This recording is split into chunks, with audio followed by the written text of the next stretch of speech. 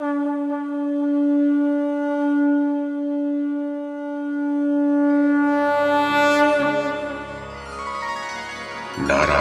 नमस्कृत्य नरं चैव नरोत्तमं देवीं सरस्वतीं व्यासं ततो जयमुदीरयेत्।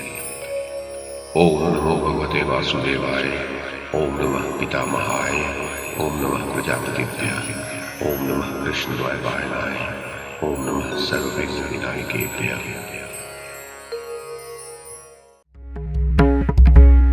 नमस्कार। महाभारत कथा श्रृंखला में आपका स्वागत है। श्रीमन महर्षि वेद व्यास द्वारा रचित महाकाव्य महाभारत को एक कथा श्रृंखला के रूप में प्रस्तुत करते हुए पिछली कड़ी में मैंने मूल संस्कृत ग्रंथ के प्रथम पर्व, जो आदि पर्व के नाम से प्रसिद्ध है, उसके 7वें उपपर्व अर्थात संभव पर्व में कही गई राजा दुष्यंत के आखेट की जो कथा है उसे आपको सुनाया था। अब इस कड़ी में इसी संभव पर्व में शकुंतला के जन्म व विश्वामित्र और मेनका के प्रसंग की जो कथा कही गई है उसे मैं कमल किशोर आपको सुनाता हूं।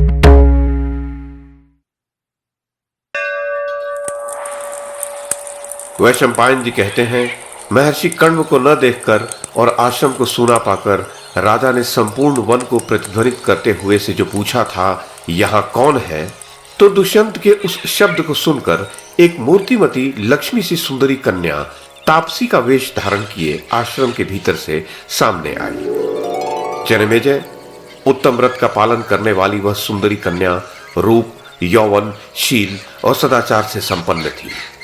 राजा दुष्यंत के विशाल नेत्र प्रफुल्ल कमल दल के समान सुशोभित थे। उनकी छाती चौड़ी, शरीर की गठन सुंदर, कंधे सिंह के सदृश और भुजाएं लंबी थीं। वे समस्त शुभ लक्षणों से सम्मानित थे। श्याम नेत्रों वाली उस शुभ लक्षणा कन्या ने सम्मान्य राजा दुष्यंत को देखते ही मधुर वाणी में उनके प्रति सम्मान का भाव प्रदर्शित करते हुए शीघ्रता पूर्वक स्पष्ट शब्दों में कहा, अतिथि देव, आपका स्वागत है। महाराज तदोपरांत आसन, पाद्य और अर्घ्य अर्पण करके उनका समादर करने के पश्चात उसने राजा से पूछा, आपका शरीर निरोग है ना? घर पर कुशल तो है?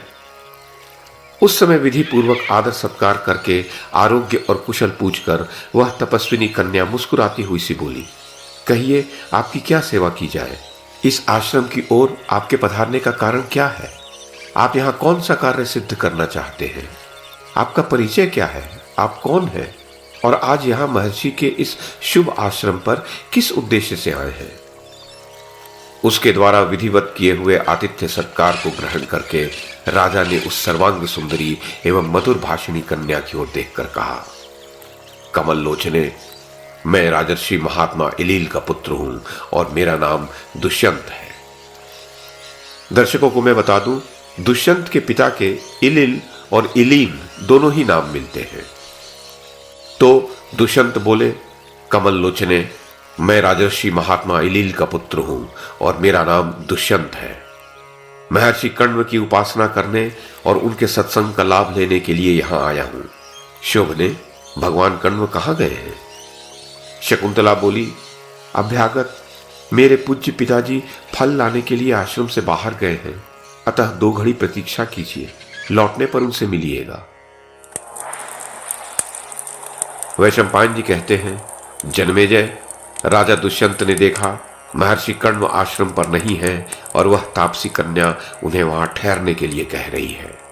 साथ ही उनकी दृष्टि इस बात की ओर भी गई कि यह कन्या सर्वांग सुंदरी, अपूर्व शोभा से संपन्न तथा मनोहर मुस्कान से सुशोभित है। इसका शरीर सौंदर्य की प्रभा से प्रकाशित हो रहा है। तपस्या तथा मन इंद्रियों के संयम ने इसमें अपूर्व तेज भर दिया है। वह अनुपम रूप और नए यौवन से उद्भासित हो रही है। ये सब सोचकर राजा ने पूछा, मनोहर कटि प्रदेश से सुशोभित सुंदरी, तुम कौन हो, किसकी पुत्री हो और किस प्रयोजन से इस वन में आई हो? शोभने, तुम में ऐसे अद्भुत रूप और गुणों का विकास कैसे हुआ है? तुमने तो दर्शन मात्र से ही मेरे मन को हर लिया है। मैं तुम्हारा परिचय जानना चाहता हूं, अतः मुझे सब कुछ ठीक ठीक बताओ। हाथी की सूंड के समान जांघों वाली मतवाली सुंदरी, मेरी बात सुनो। मैं राजर्षि पुरु के वंश में उत्पन्न राजा दुष्यंत हूं। आज मैं अपनी पत्नी बनाने के लिए तुम्हारा वरण करता हूं। क्षत्रिय कन्या के सिवा दूसरी किसी स्त्री की ओर मेरा मन कभी नहीं जाता। अन्यान्य ऋषि पुत्रियों, अपने से भिन्न वर्ण की कुमारियों तथा पराई स्त्रियों की ओर भी मेरे मन की गति नहीं होती। मधुरभाषिणी, तुम्हें यह ज्ञात होना चाहिए कि मैं अपने मन को पूर्णतः संयम में रखता हूं। ऐसा होने पर भी तुम पर मेरा अनुराग हो रहा है। अतः तुम क्षत्रिय कन्या ही हो। बताओ, तुम कौन हो? भीरू, ब्राह्मण कन्या की ओर आकृष्ट होना मेरे मन को कदापि सह्य नहीं है। विशाल नेत्रों वाली सुंदरी, मैं तुम्हारा भक्त बन चुका हूं, तुम्हारी सेवा चाहता हूं, तुम मुझे स्वीकार करो। विशाल लोचने, मेरा राज्य भोगो, मेरे प्रति अन्यथा विचार न करो, मुझे पराया न समझो। उस आश्रम में राजा के इस प्रकार पूछने पर वह कन्या हंसती हुई मिठास भरे वचनों में उनसे इस प्रकार बोली। महाराज दुष्यंत, मैं तपस्वी, धृतिमान, धर्मज्ञ तथा महात्मा भगवान कर्ण की पुत्री मानी जाती हूं। राजेंद्र, मैं परतंत्र हूं। कश्यप नंदन महर्षि कर्ण मेरे गुरु और पिता हैं। उन्हीं से आप अपने प्रयोजन की सिद्धि के लिए प्रार्थना करें। आपको अनुचित कार्य नहीं करना चाहिए। दुष्यंत बोले, महाभागे, विश्ववंद कर्ण तो नैष्ठिक ब्रह्मचारी हैं। वे बड़े कठोर व्रत का पालन करते हैं। साक्षात धर्मराज भी अपने सदाचार से विचलित हो सकते हैं, परंतु महर्षि कर्ण नहीं। ऐसी दशा में तुम जैसी सुंदरी देवी उनकी पुत्री कैसे हो सकती है? इस विषय में मुझे बड़ा भारी संदेह हो रहा है। मेरे इस संदेह का निवारण तुम ही कर सकती हो। शकुंतला ने कहा, राजन, ये सब बातें मुझे जिस प्रकार ज्ञात हुई हैं, मेरा यह जन्म आदि पूर्व काल में जिस प्रकार हुआ है और मैं जिस प्रकार कर्ण मुनि की पुत्री हूं, वह सब वृत्तांत ठीक ठीक बता रही हूं। पृथ्वीपते, एक दिन किसी ऋषि ने यहां आकर मेरे जन्म के संबंध में मुनि से पूछा, कश्यप नंदन, आप तो ऊर्ध्वरेता ब्रह्मचारी हैं, फिर यह शकुंतला कहां से आई? आपसे पुत्री का जन्म कैसे हुआ? ये मुझे सच सच बताइए। उस समय भगवान कर्ण ने उनसे जो बात बताई वही कहती हूं, सुनिए। वैशंपायन जी कहते हैं, कण्व बोले, कुछ समय पहले की बात है, महर्षि विश्वामित्र बड़ी भारी तपस्या कर रहे थे। उन्होंने देवताओं के स्वामी इंद्र को अपनी तपस्या से अत्यंत संताप में डाल दिया।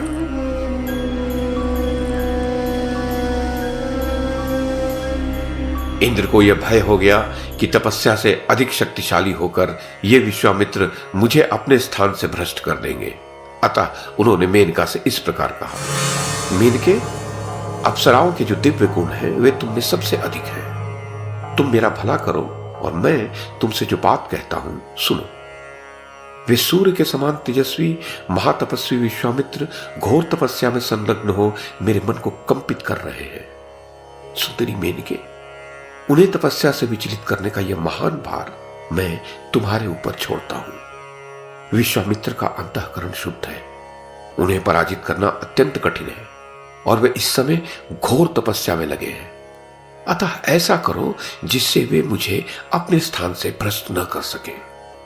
तुम उनके पास जाकर उन्हें लुभाओ, उनकी तपस्या में विघ्न डाल दो और इस प्रकार मेरे विघ्न के निवारण का उत्तम साधन प्रस्तुत करो। वरारोहे, अपने रूप, यौवन, मधुर स्वभाव, हाव भाव, मंद मुस्कान और सरस वार्तालाप आदि के द्वारा मुनि को लुभाकर उन्हें तपस्या से निवृत्त कर दो।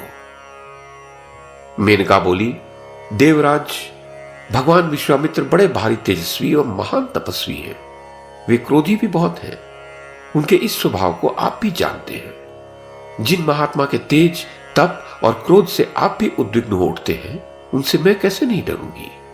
विश्वामित्र ऋषि वे ही हैं जिन्होंने महाभाग महर्षि वशिष्ठ का उनके प्रिय पुत्रों से सदा के लिए वियोग करा दिया, जो पहले क्षत्रिय कुल में उत्पन्न होकर भी तपस्या के बल से ब्राह्मण बन गए, जिन्होंने अपने शौच स्नान की सुविधा के लिए अगाध जल से भरी हुई उस दुर्गम नदी का निर्माण किया, जिसे लोक में सब मनुष्य अत्यंत पुण्यमयी कौशिकी नदी के नाम से जानते हैं।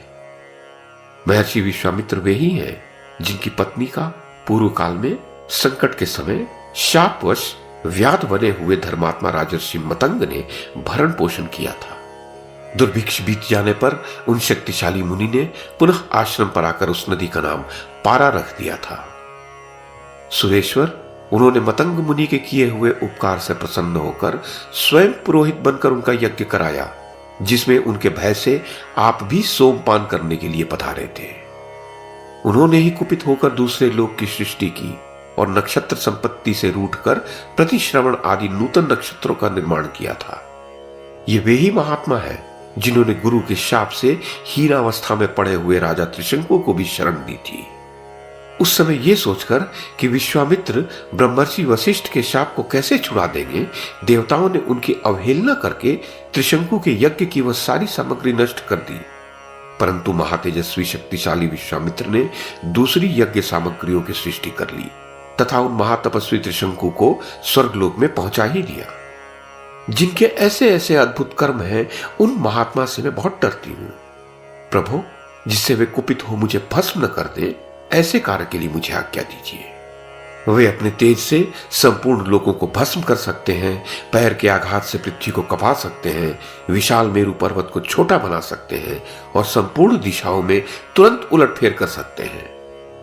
ऐसे प्रज्वलित अग्नि के समान तेजस्वी, तपस्वी और जितेंद्रीय महात्मा का मुझ जैसी नारी कैसे स्पर्श कर सकती है?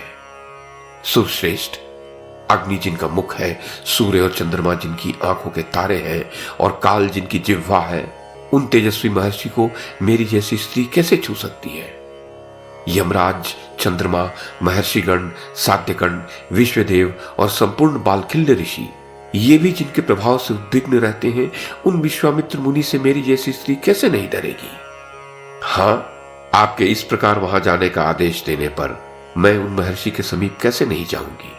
किंतु देवराज, पहले मेरी रक्षा का कोई उपाय सोचिए, जिससे मैं सुरक्षित रहकर आपके कार्य की सिद्धि के लिए चेष्टा कर सकूं। अतः देव, मैं वहां जाकर जब क्रीड़ा में निमग्न हो जाऊं, उस समय वायुदेव आवश्यकता समझकर मेरा वस्त्र उड़ा दे और इस कार्य में आपके प्रसाद से कामदेव भी मेरे सहायक हो, और जब मैं ऋषि को लुभाने लगूं, उस समय वन से सुगंध भरी वायु चलने लगे। वैशंपायन जी कहते हैं, महर्षि कण्व ने कहा, मेनका के ऐसा कहने पर इंद्रदेव ने तथास्तु कहकर वायु को उसके साथ जाने का आदेश दिया। तब मेनका वायुदेव के साथ समयानुसार वहां से प्रस्थित हुई। वन में पहुंचकर भीरु स्वभाव वाली सुंदरी मेनका ने एक आश्रम में विश्वामित्र मुनि को तप करते देखा। वे तपस्या द्वारा अपने समस्त पाप दग्ध कर चुके थे। उस समय महर्षि को प्रणाम करके वह अप्सरा उनके समीपवर्ती स्थान में ही भांति भांति की क्रीड़ाएं करने लगी। इतने में ही वायु ने मेनका का चंद्रमा के समान उज्जवल वस्त्र उसके शरीर से हटा दिया।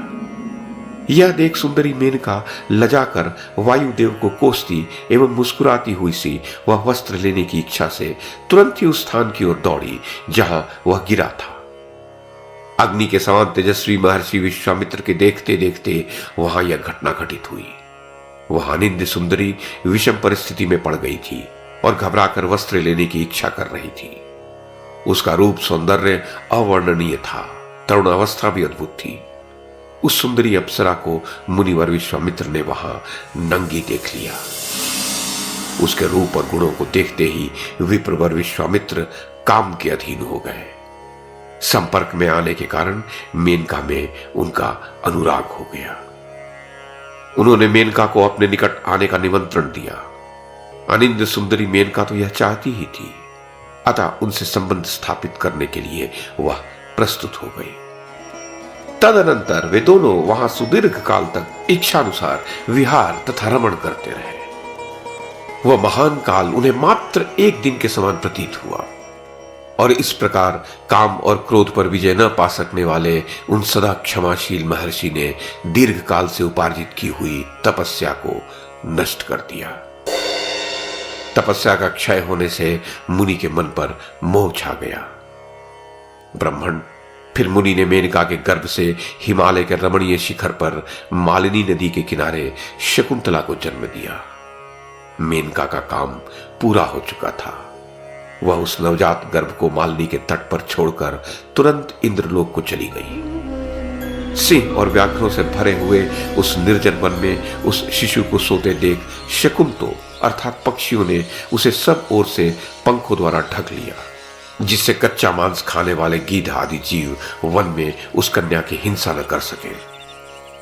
वैशंपायन जी कहते हैं, कर्ण ने कहा, इस प्रकार वहां शकुंत ही मेनका कुमारी की रक्षा कर रहे थे। उसी समय आचमन करने के लिए जब मैं मालिनी तट पर गया तो देखा वह रमणीय निर्जन वन में पक्षियों से घिरी हुई सो रही है। मुझे देखते ही वे सब मधुरभाषी पक्षी मेरे पैरों पर गिर गए और सुंदर वाणी में इस प्रकार कहने लगे, ब्राह्मण, ये विश्वामित्र की कन्या आपके यहां धरोहर के रूप में आई है। आप इसका पालन पोषण कीजिए। कौशिकी के तट पर गए हुए आपके सखा विश्वामित्र काम और क्रोध को नहीं जीत सके। आप दयालु हैं, अतः उनकी पुत्री का पालन कीजिए। कर्ण मुनि ने आगे कहा, ब्राह्मण, मैं समस्त प्राणियों की बोली समझता हूं और सब जीवों के प्रति दया भाव रखता हूं। अतः उस निर्जन महावन में पक्षियों से घिरी हुई उस कन्या को वहां से लाकर मैंने इसे अपनी पुत्री के पद पर प्रतिष्ठित किया। जो गर्भाधान के द्वारा शरीर का निर्माण करता है, जो अभयदान देकर प्राणों की रक्षा करता है और जिसके दिए हुए अन्न का भोजन किया जाता है, धर्मशास्त्र में क्रमशः ये तीनों पुरुष पिता कहे गए हैं। निर्जन वन में इसे शकुंतों ने घेर रखा था। इसी कारण से इस कन्या का नाम मैंने शकुंतला रख दिया। ब्राह्मण, इस प्रकार शकुंतला मेरी बेटी हुई, आप ये जान लें। प्रशंसनीयशील स्वभाव वाली शकुंतला भी मुझे अपना पिता मानती है। वैशंपायन जी कहते हैं, दुष्यंत से शकुंतला ने कहा, राजन, उन महर्षि के पूछने पर पिता कण्व ने मेरे जन्म का यह वृत्तांत उन्हें बताया था। इस प्रकार आप मुझे कण्व की ही पुत्री समझिए। मैं अपने जन्मदाता पिता को तो जानती नहीं, अतः कण्व को ही पिता मानती हूं। महाराज, इस प्रकार जो वृत्तांत मैंने सुन रखा था वह सब आपको बता दिया। तो ये थी आदि पर्व के 7वें उपपर्व अर्थात संभव पर्व में कही गई शकुंतला के जन्म व विश्वामित्र और मेनका के प्रसंग की कथा। इस कड़ी में बस इतना ही। अगली कड़ी में इससे आगे की कथा सुनाऊंगा। YouTube के माध्यम से महाभारत की कथा को एक श्रृंखला के रूप में प्रस्तुत करने का हमारा यह प्रयास यदि आपको सराहनीय लगा हो तो कृपया इस कड़ी को लाइक और शेयर करें, चैनल को सब्सक्राइब करें और बेल आइकन को दबाएं। साथ में अन्य लोगों को भी देखने के लिए प्रेरित करें। धन्यवाद और नमस्कार।